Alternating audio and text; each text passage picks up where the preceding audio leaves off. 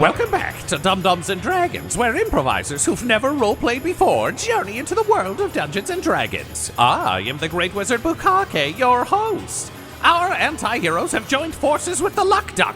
Echo regretted how fast they killed someone as she wanted to have more fun. Quinny changed the plan on the fly to replace the Rivington Rats entirely, and the Forsaken suggested a massacre before he was outvoted. What will happen when the Luck Duck and the Hitman unite to face the Rivington Rats? Find out next on Dum-Dums and Dragons.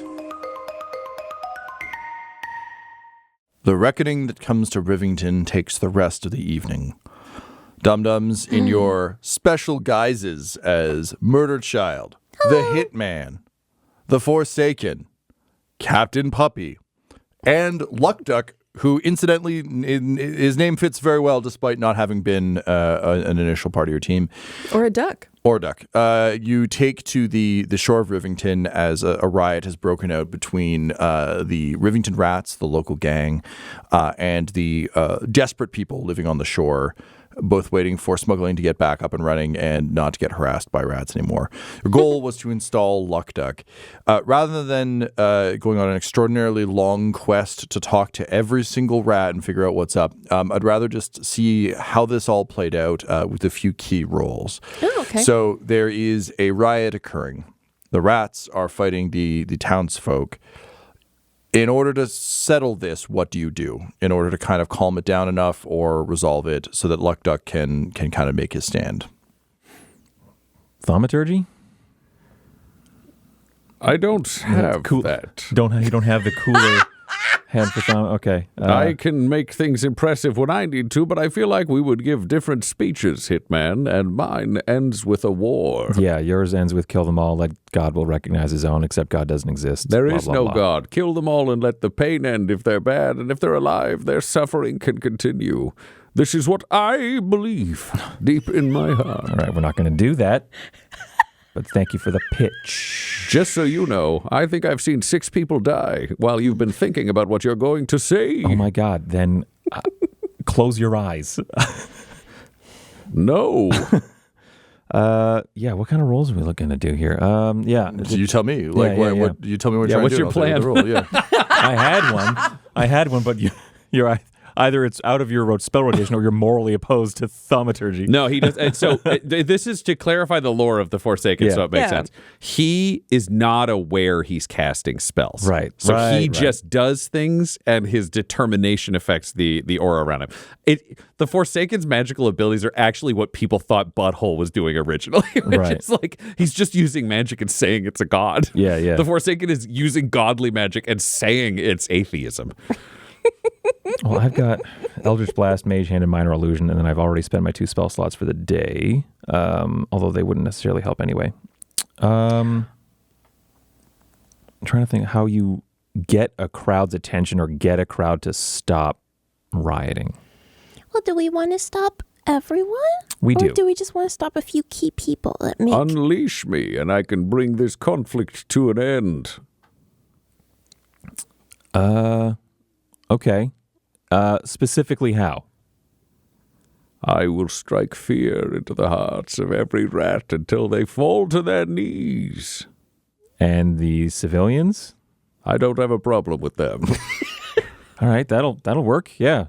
You good with that, Murder Child? Oof. Sure.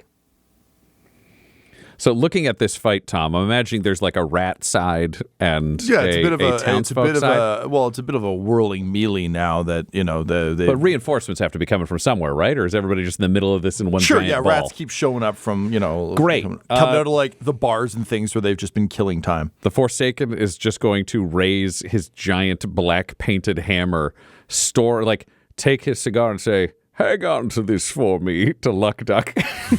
Yeah, all right, sure. It's time for all of you to face justice and die! Kneel to me! And he charges into combat with the hammer, and just before he hits, he smashes the hammer into the ground, and with the power of his atheism, summons a black firestorm that just hits the whole line behind the front rank of the rats. So that's... I'm going to make sure I get this right. That is 10-foot cubes... of black atheism. Everybody has to take the saving throws, which is pretty great. Okay. It's just up to 10 10-foot cubes. So a 100-foot line he can stagger to just hit Rivington Rats with black atheistic fire. And then he's right into the center of the crowd, just cracking heads. And Quinny, I'm going to say for you, you forgot how violent the Forsaken is compared to Butthole. Yeah. Because the Forsaken has the Tyrannosaurus Rex tooth shield chained again to his arm and the hammer chained to his arm, and there are no pulled strikes, there's no disabling strikes, there's no maiming. It's just an entire T-Rex tooth shield edge up through a groin into a torso, a hammer smashing a head down, slashing a throat with the T-Rex stuff. He's just killing so ruthlessly, brutally, and quickly that people around him are like, whoa. Yeah, the woe happened. The woe happened when the firewall went up. Yeah. And then a bunch of them were like, whoa, just slash, bam, kill. And so, yeah, the Rivington Rats give up the ghost pretty quickly.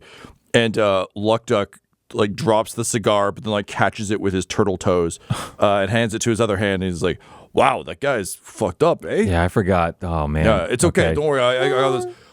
Good people of Rivington, what's up? Oh, jeez, that's stupid. Hey, I'm the Luck Duck. You don't need to live like this anymore. As my enthusiastic compatriot here just showed you, violence only begets violence. And some of you, and like starts pointing at the rats, and holds up the list. Yeah, it's like some of you've been real mean to the people here, just trying to make a go of things. That's not good. You want to take their money to get them across the river? That's fine, but you've charged a fair price, and you get them across the river safely. You've been a dick to those people, and then he like flips out the swords and drops into like a fighting stance. He's like, "Then we're gonna have some words, and your luck is gonna run out. Understand me?" And a bunch of rats are like, just don't let that fucking guy near us. The Forsaken comes back to stand next to Luck Duck. He's painted black, but overpainted with just blood and gore. Like he looks like the final survivor at the end of a horror movie, stepping up unharmed. Forsaken, you want to take a little dip into the water there? Let's finish the speech first. Oh, They're man. feeling the appropriate amount of intimidation. Yeah, but you're starting to stink, dude. That is the stink of death. Yeah, it is. I smell on the outside like I look on the inside. And Luck Duck turns back to you, Hitman, and Murder Child. Says, "Hey, is there anything you guys want to tell the crowd about? You know, your what you're trying to do or anything, or should I just take control here? Any inspirational words you want to share?" Listen up, folks. There's a new criminal element in town. You call it the Forsaken, Murder Child, and the Hitman. Our leader is the Hitman. He's here from hell. We're going to bring order to the chaos that the Nightmare Lord has been sowing in Baldur's Gate. Nightmares come for you while you're asleep. We come for you while you're awake. There's like mixed cheers and applause. We will wake you up inside. There is. And Echo, you throwing anything in there? No, Echo's just going to be sharpening her blade. She's just a little kid. Just a little kid. Echo's the one Sharpening psycho her who knife. didn't join the fight was Yeah. innately scarier Sitting than there any sharpening murderer a he did. knife. I like to think that Echo was just on the outside, just like occasionally casting a hold person to like give someone just that extra moment to like give a killing blow. My God. Incredible. Okay, so Luck Duck says, "Yeah, you heard. Hell's Hitmen are here to help stuff out. So look, I'm promising you all a fair deal. You deal fairly with me, I deal fairly with you." And so I was like, "Wait, you're not a real duck." He's like, "Shut the fuck up." I'm not. That's true. Shut the fuck up. We're doing a thing here. Look, we can all live a bit easier, okay? We can all live a bit nicer. We can live a bit kinder. I appreciate you not pointing out the discrepancy between my natural state and the name I've chosen. Is that a problem?" Like, "No." He's like, "Good. You don't need to be scared, man. I was just pissed at you. All right, listen, all you guys, get the boats back in. Who here is waiting for a trip to Baldur's Gate?" And like, they throw out their hands. Like, "All right, great. Get all the people who want to go over there. If you've got any goods or anything you need smuggled, that's good. But listen, everyone who goes over there, you got to come back here with some food and stuff. I see a lot of hungry people, so just rob some shit and come back, okay? Okay, hey, you guys are good with us robbing rich people and shit, right? Yeah, that's fine. Yeah, great. So rob some rich people. Try not to rob the poor. If you do that, you're on the shit list. You understand me? All right, great.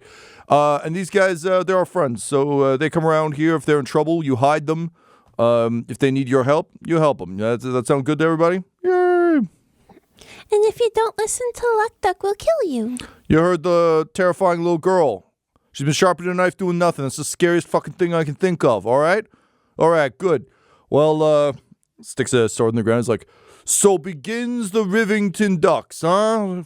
We'll consider the rest water under the bridge. And like a cheer goes up from the crowd, and yeah, turns to you guys. He's like, all right, well, it's been a hell of an evening.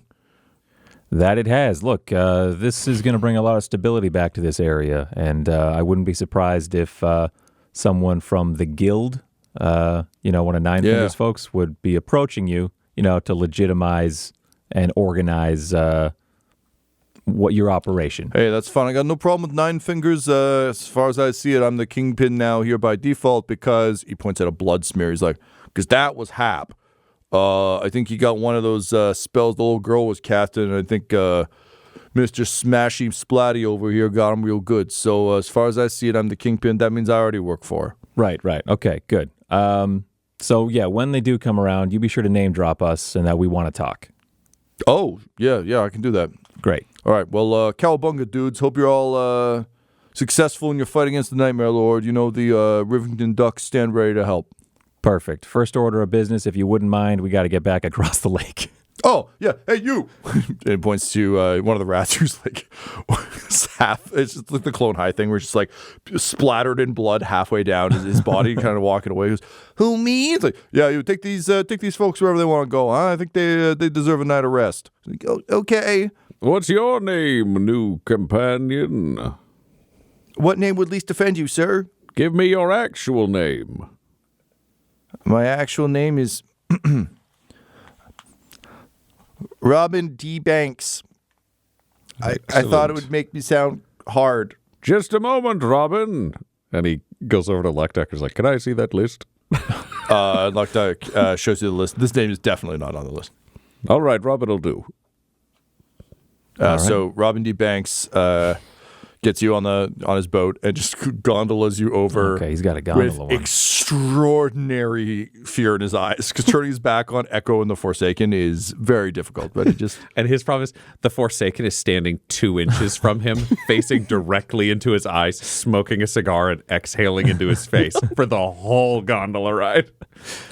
Yeah, and Captain Puppy is up over his shoulder, resting his beagle face on his shoulder from behind. I see you, Robin DeBanks. I see what you could do for the ducks. I see what you could do for yourself. Know that I see you. Mm-hmm.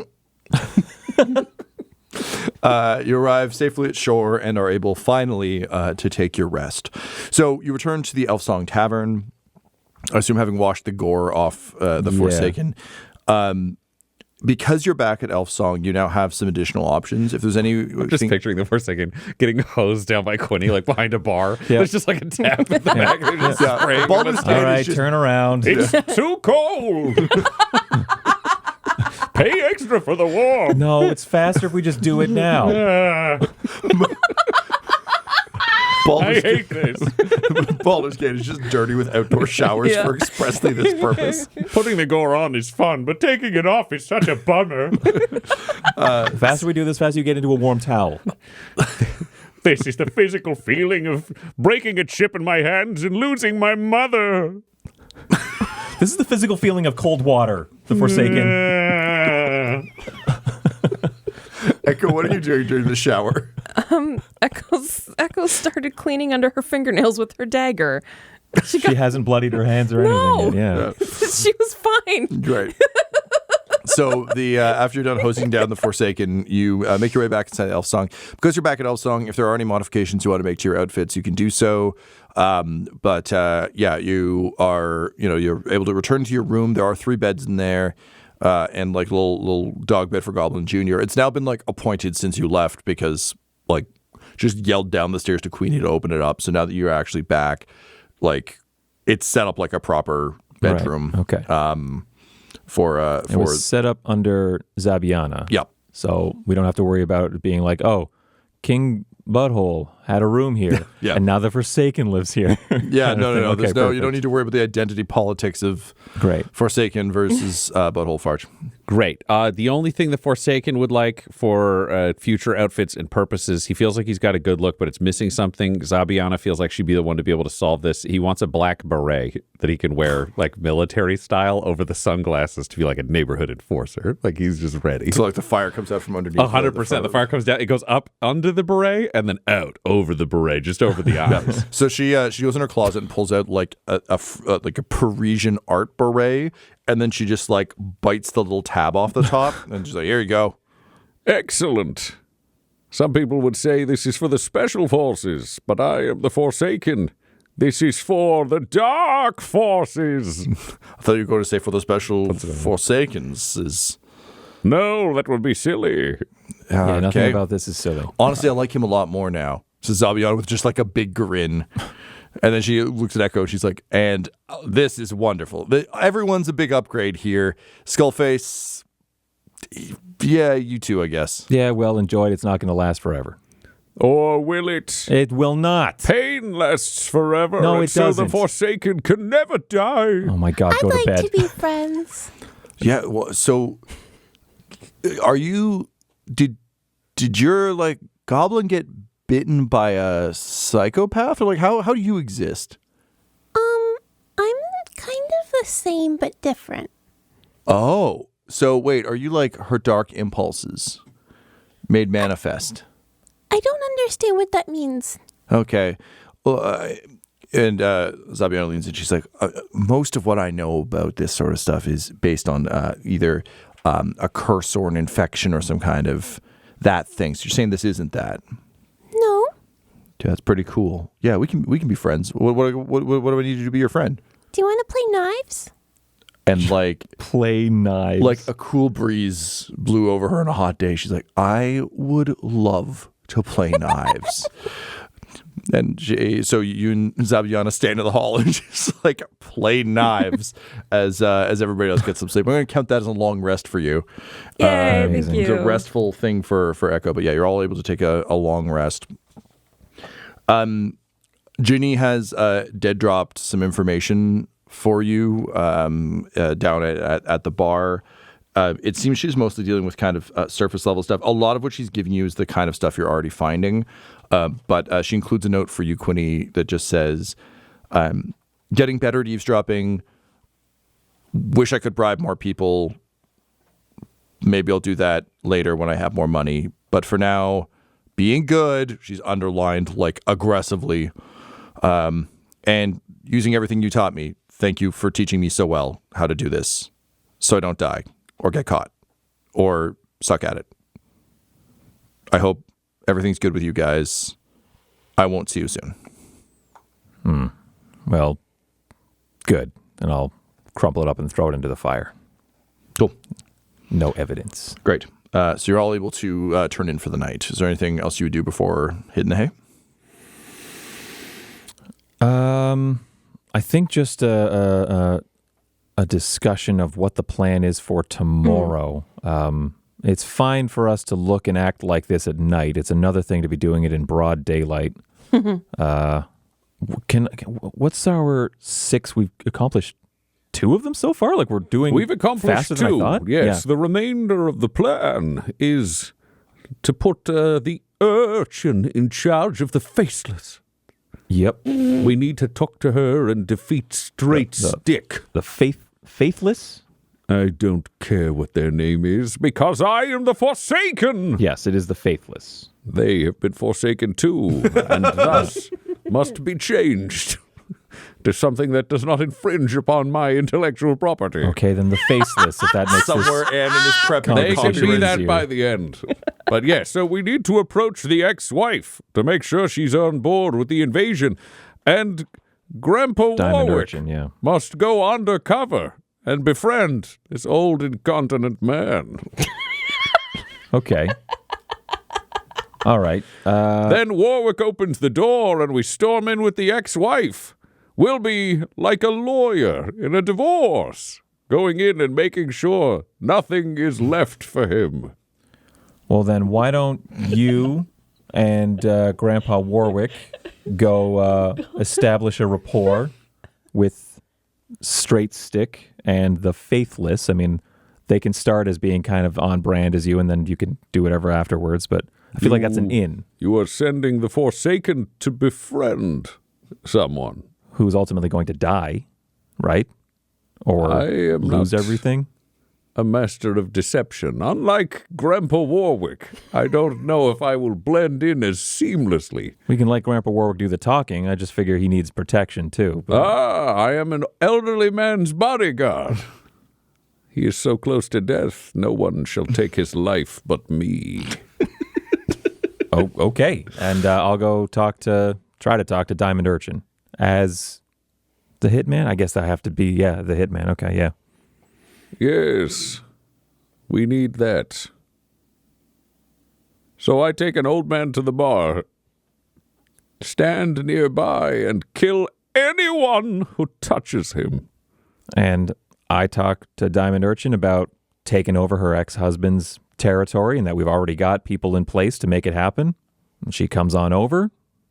We do it. We make it happen. You'll already be in place. You'll already be close to Straight Stick because Grandpa Warwick here will have made his way into his inner circle. Done and done. They're as good as dead. Take that, Nightmare Lord. An old man and his bodyguard come for you. All right. Along with an ex-wife here to take what she's owed. You say you're going to take him to the bar. That's where Straight Stick stays, right? I don't know. Okay. I picked a location I could picture in my mind. Okay. Where would the straightest stick be? That's honestly fine. Like, why don't you two take Straight Stick somewhere and then give me and Diamond Urchin a signal, and then we'll know when. What should the signal be, and how will we know you can see us? Well, I'll be watching you because I've got a I thought you had telescope to go talk to Diamond. Yeah, it shouldn't take too long to talk to her and bring her over here. You'll be watching later. Yeah. Okay. And you send what kind of signal could you do? Like, if you want to come outside and light another cigar or something like that, that indicates to me that Warwick is in position, and then we can come in. Okay. It means you can't smoke until it's actually No, ready. that's not going to work. Man, all right. Pick a different signal. Maybe Grandpa Warwick can go outside and piss on the wall. You'll know because I won't let Grandpa Warwick piss outside otherwise. And I feel like a man that old would need to piss a lot.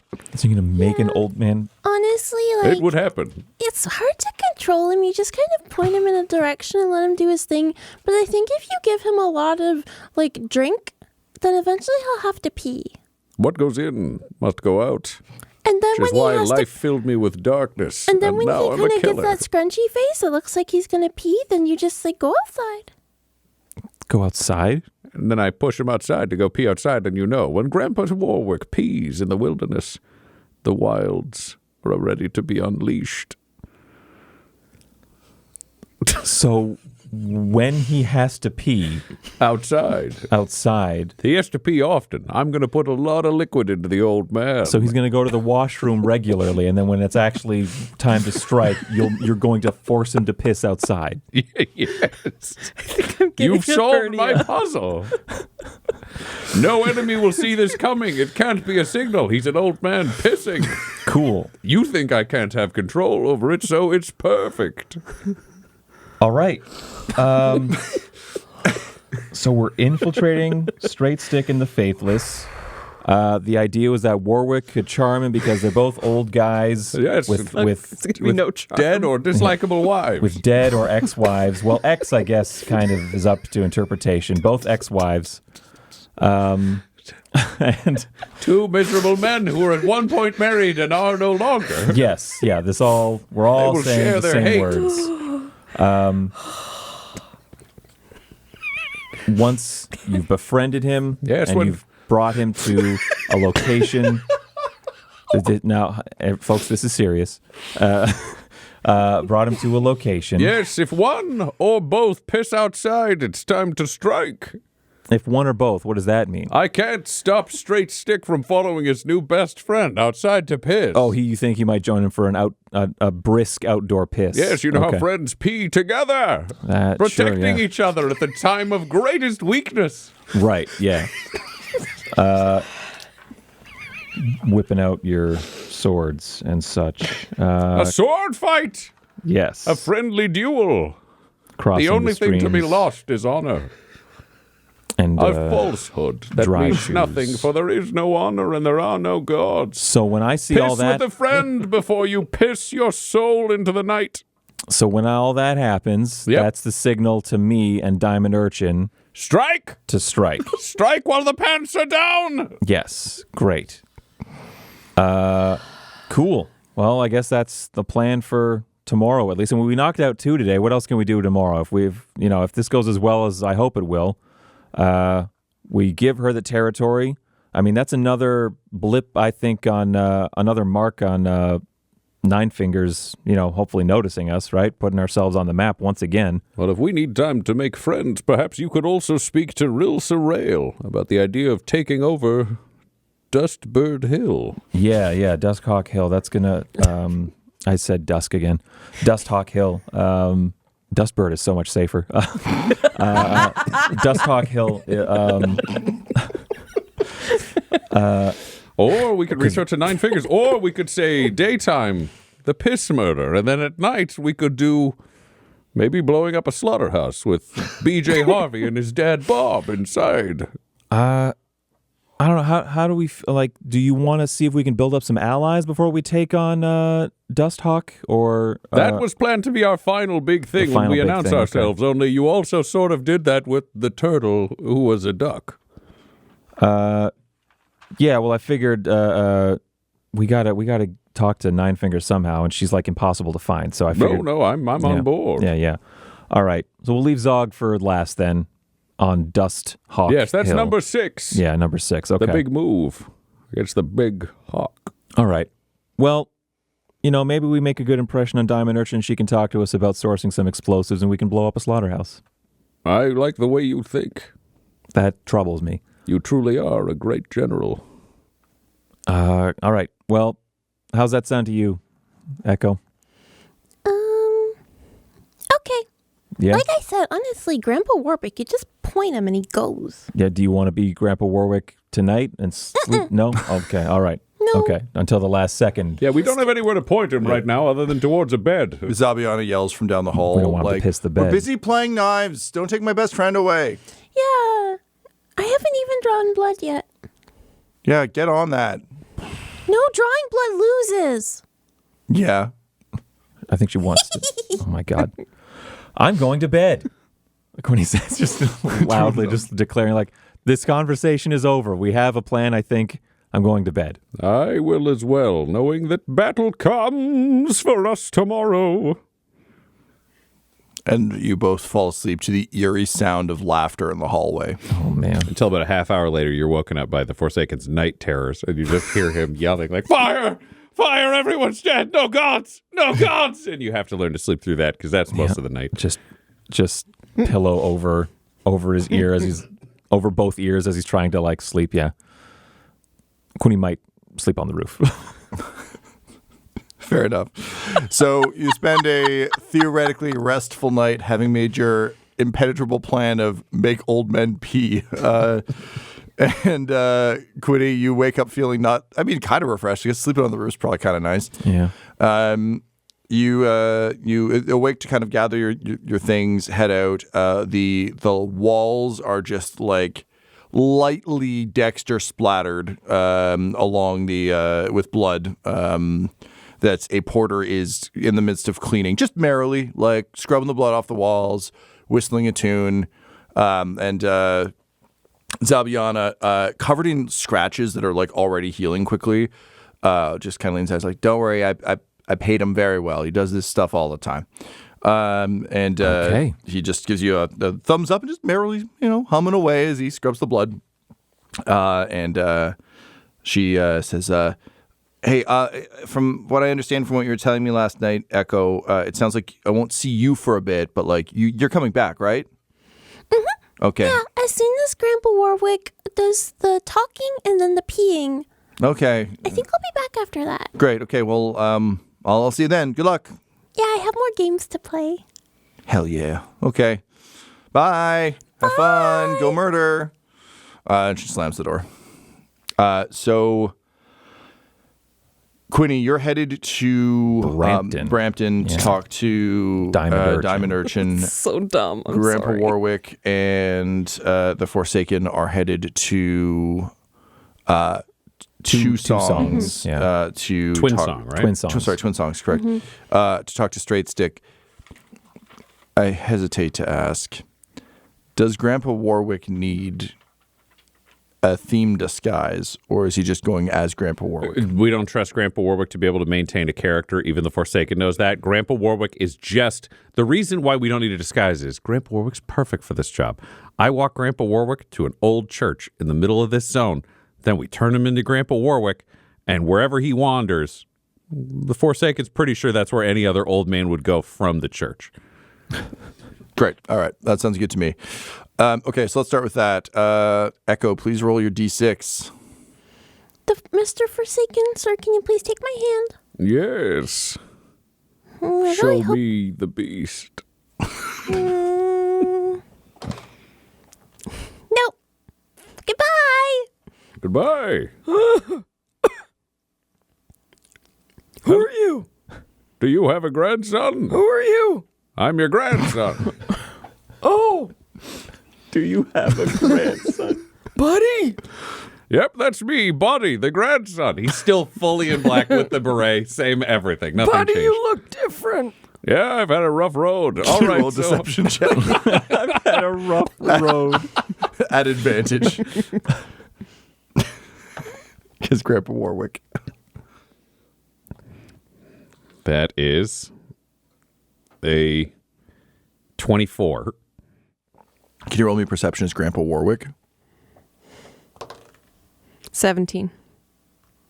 Hey, it's Buddy, all right. Buddy, it's been so long. Yep, Where have you been? Why haven't you come to visit me? I'm visiting now. That's what's important, Grandpa. Wait, where have I been? You've been here. We're going to visit a church. Where is here? It's the Church of Last Hope. It's right there. Where do you want to go now? Oh, my last hope. Goodbye, hope. Yep, okay, Hope's gone, so where do we go now, Grandpa? I thought you brought me here. Nope, you brought me here. And so like a caretaker of the church comes over and says, "Pardon me, but I heard that you had given up your last hope." Apparently, why else would I be here? Oh, to embrace having lost hope and to gain some new hope. Would you like some new hope? Oh, that sounds wonderful. Okay, just come over here. All you need to do is offer an offering. It can be as little as you want. It doesn't need to be monetary. Just something to the idea of. Can lost it be cause. monetary? Yes, I mean we would love that, but it's. He pulls out his sack of gold. Oh shit! Okay, wow, we can turn this place into something pretty legitimate. Hey, you're new here, right? Buddy. Yes, Oh God, are you here to kill us? this is my grandfather. Oh, He's Buddy! taking me on a tour of this area. Buddy, give him whatever gold you guys should give. Okay, There's 500 in there. what are you offering? hope. How so? Well, you see, those who are hopeless come to this small, not overly decorated chapel and seek miraculous inspiration. You see? You come here when you are at running low on hope, or when you need some, and you leave an offering, and it can be something of sentimental value, it can be something of value to other seekers of hope, or it can be financial to help with the upkeep of our small church here. So as much or as little as Mr. Warwick would like.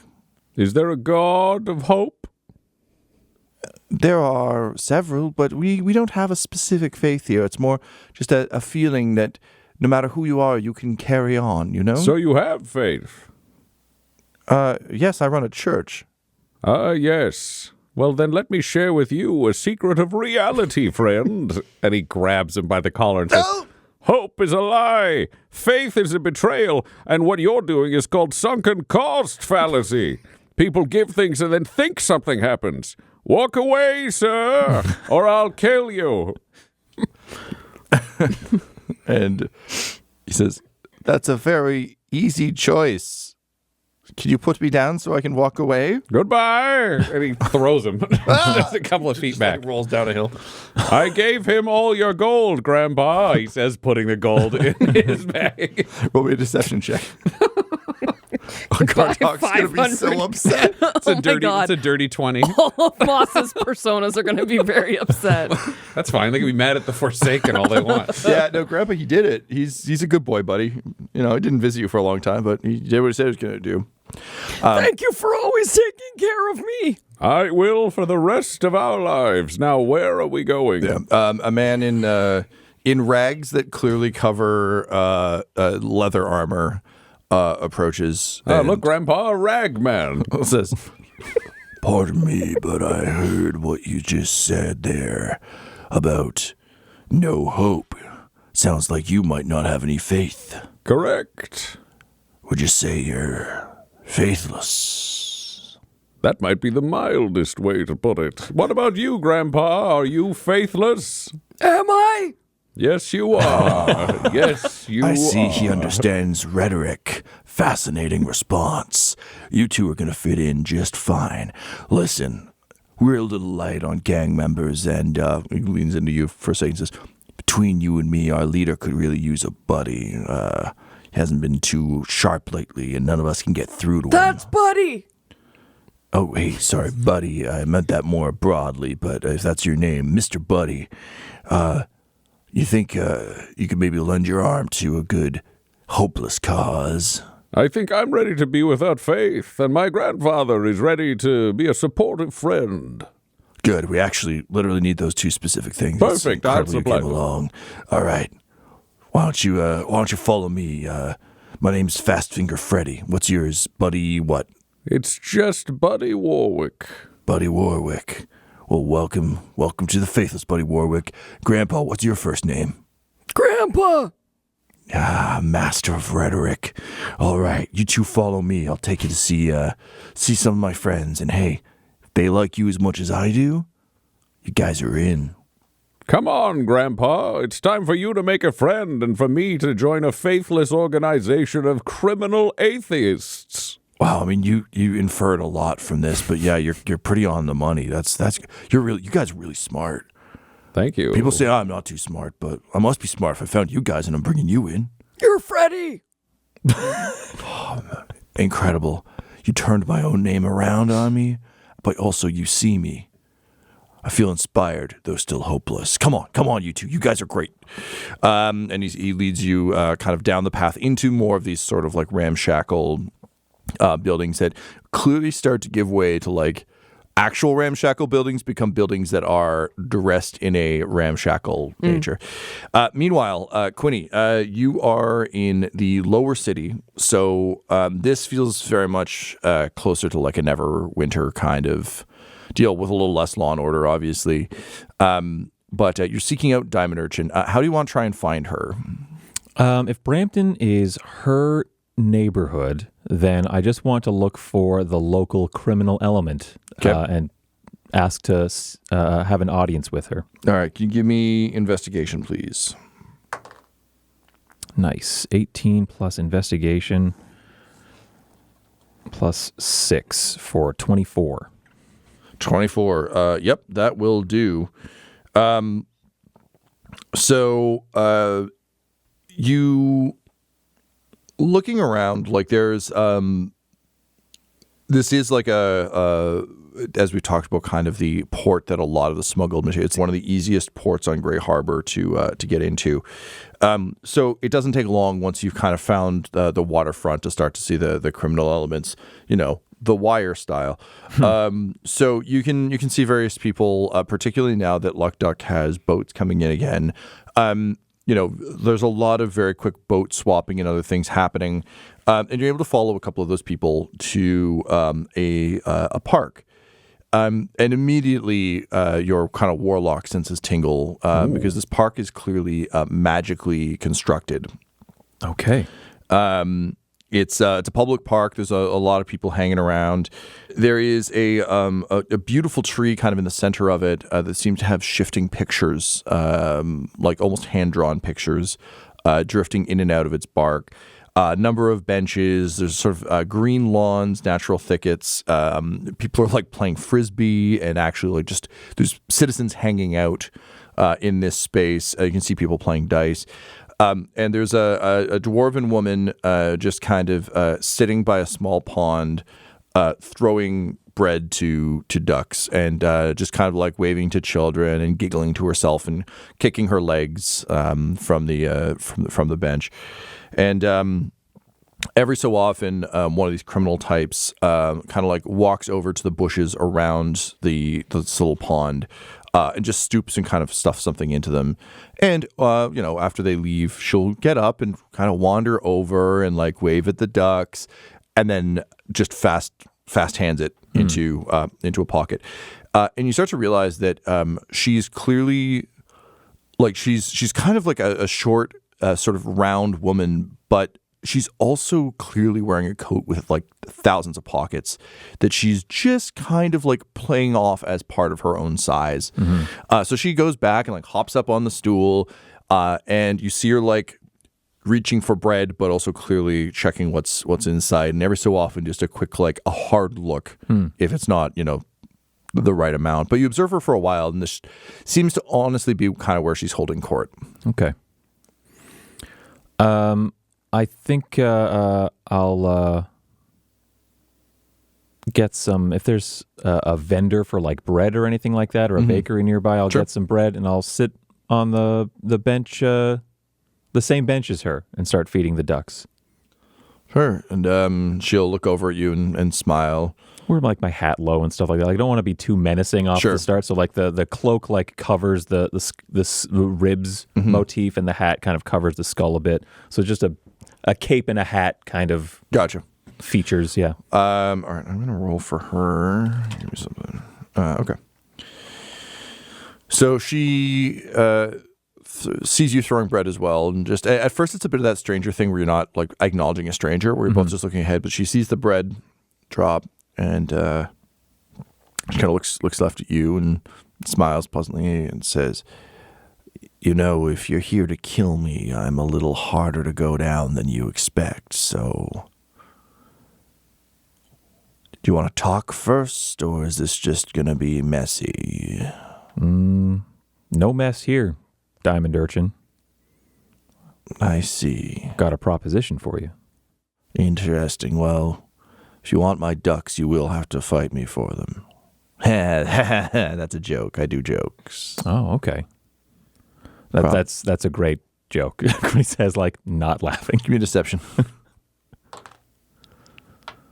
6, deception plus 13, 19. Wow, thank you. Most people tell me they're not great, but I think they just have poor taste. You seem to have good taste. Humor's so subjective these days. Truly. What's your name? I don't like speaking to a mask and a hat. I introduced myself to Luck Duck last night. I helped him out a great deal. I can see he's already bringing business in here for you. I introduced myself to him as the Hitman. Now, granted, he's still alive, and I want to keep that way. Why, may I ask? He's disrupted my operations for some time. I will pay you handsomely to kill him. Can't you see that he's bringing business into your territory again? Would that business not continue to come in if he were dead? No, he's the leader of the Rivington Rats now called the Rivington Ducks. What happened to Hap? I wasn't really entirely aware of what happened to him, but there was a mess last I saw. That's probably for the best. Do you know what his nickname, the Kilner, means? The Kilner? Yes. No. He meant the killer, Oh, but he sneered it badly, that's tragic. and it stuck. Wow. Made him very mean. Well, he's very dead.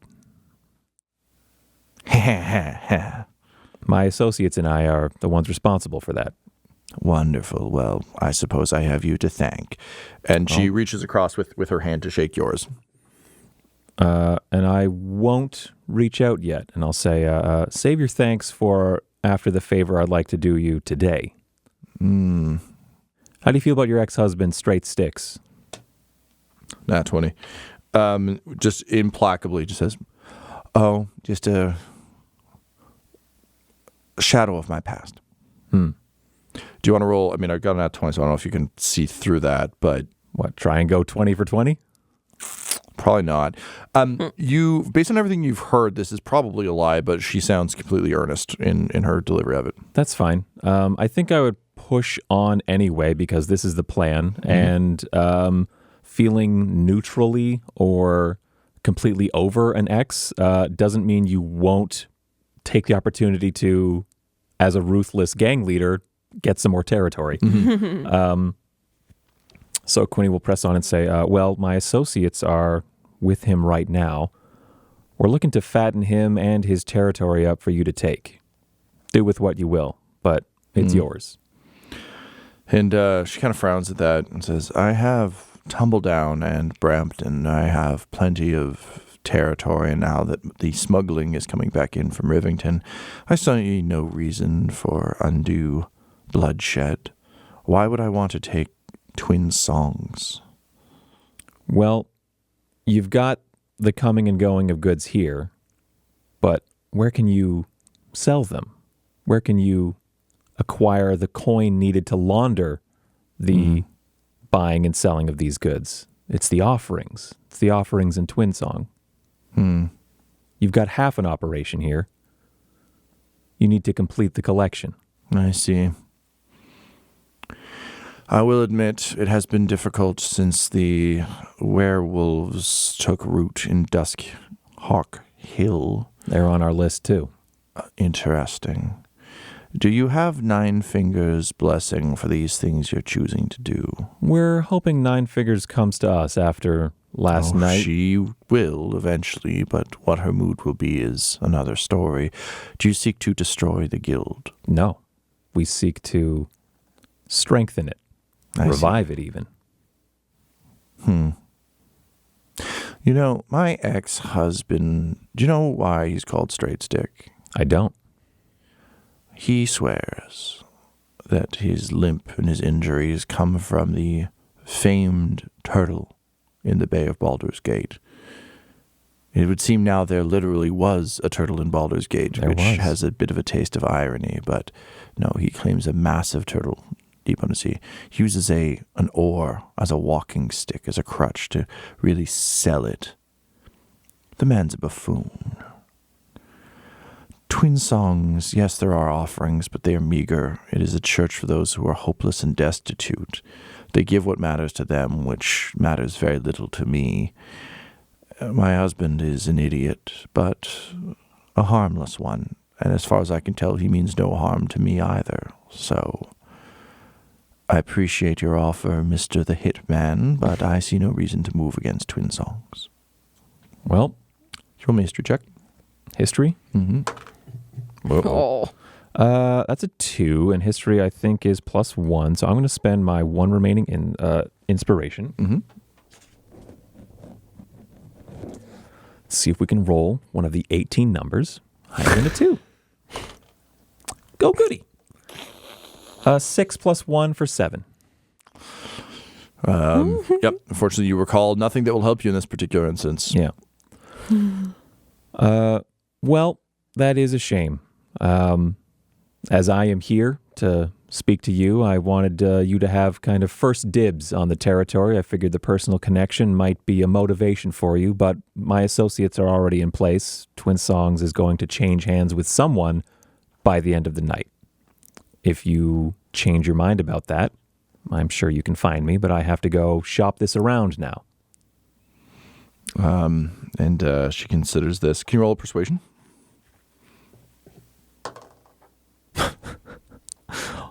all the nice high rolls from last night on the water. Now we have 6 plus persuasion for 3, 9 persuasion. 9. She just pats you on the knee and says, "You will try. Good luck with that, Mr. the Hitman." Then she sort of hops off the bench and starts to toddle off. And as she does, just, very John Wick style, a bunch of people in the park start just kind of stopping their walking. The Frisbee lands unattended. As you start to realize it's not everyone in the park, but like a lot of people in the park are looking your direction as she kind of toddles away. Yeah, I'll just raise my voice. Very impressive. Would love to see what you could do with Twin Song. She stops. It's so fucking. She's so annoyed at it. But she keeps walking. All right. I get up and I think to myself, all right, so who else is hungry for territory? Rhea. Well, yeah. She's installed in Little Kalmshan. Yeah. That said, there is one person is legitimately hungry for territory. His name is Remy Pancakes. Remy Pancake of the Flippers, yeah. Yeah. He's in Norchapel. Lots of gangs, no kingpin. Remy Pancake is trying to take control. Well, yeah, I'll see if he wants to bite. No, I need to think about how this unifies and strengthens the guild. That's what the ultimate goal is here. And Remy doesn't sound like he's guild. He wants to be. He wants to be. I will say one of the... He's more guild than the Luck Duck he went in charge last night. But I also talked to the Luck Duck about joining the guild. Yeah, the guild will be here. You already said, yes, you're going to bend the knee. So I'm like, great. It's taking care of itself. One of the problems you're seeing from Twin Songs is that Straight Stick is so obsessed with Diamond Urchin that he's not leading a good operation anymore.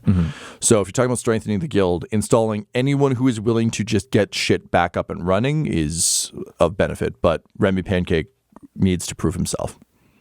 Okay. Then maybe even, we were talking about blowing up the slaughterhouse, but God, where was the slaughterhouse originally? It was moved. It was originally in Sowsfoot, which is between Twin Songs and Whitkeep. So Ryan Belcher there is a kingpin without a kingdom because he can't do anything for his people right now. But if we gave him Twin Songs, he could start drumming up business again, just a different kind of business. Yeah, still wouldn't have any meat for his restaurants. Meat for his restaurants, right?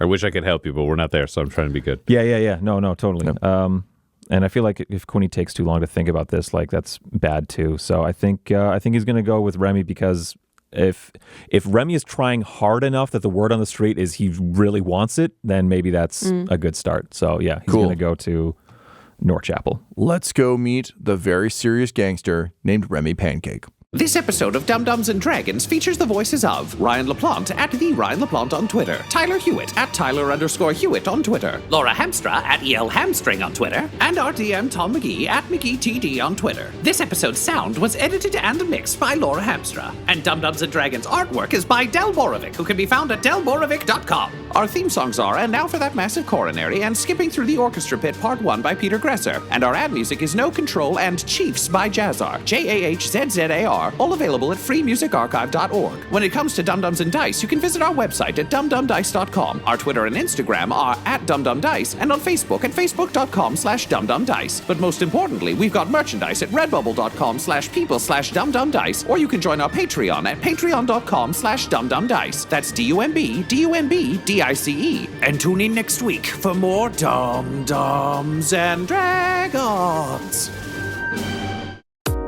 Dum-Dums and Dice has to give a special thank you to the supreme beings of our Patreon at this time: Christopher Little, George Dolby, Richard Cranium, Gavin and Abby McDonald, Logan, Fire Unfriendly, Grandma Likes D&D, Alan, Stabby Stranger, Glitch Trick, Flynn1138, Alarain Okapi, Schrodinger's Pepper, Madre de Gatos, Lady Maiden, Garbo Ape, Locke, Sam Schaefer, Waffle Marine, Dagger Rain, Rob L, Dia De Los Hoodless, Squishy Werewolf, Remy, Funky Head, Nomad, the Wise Paladin of the Badlands, Accent Therapeutic Services in Florence, Kentucky, Lael, Shulzari, The Long Family, Jordan Oliver, Richard Wright, Brittany Fenwick, Alex Parr, Old Man Mojo, Dragonfly, The Body Barrelers, Megan Werner, A Man Out of Time, Curtis at FingerTechRobotics.com, Panda24NN, Shendra D, Your Homeboy Bones, The Gator Family, Ellis Hatch, Odigenous, Dan the Welshman, Afflicto Gaming, Aiden, and Jill and Noel LaPlante. If you want your name to be added to this list, you can join our Patreon too at patreon.com/dumbdumbdice. Thanks to them, and a little bit of thanks to you.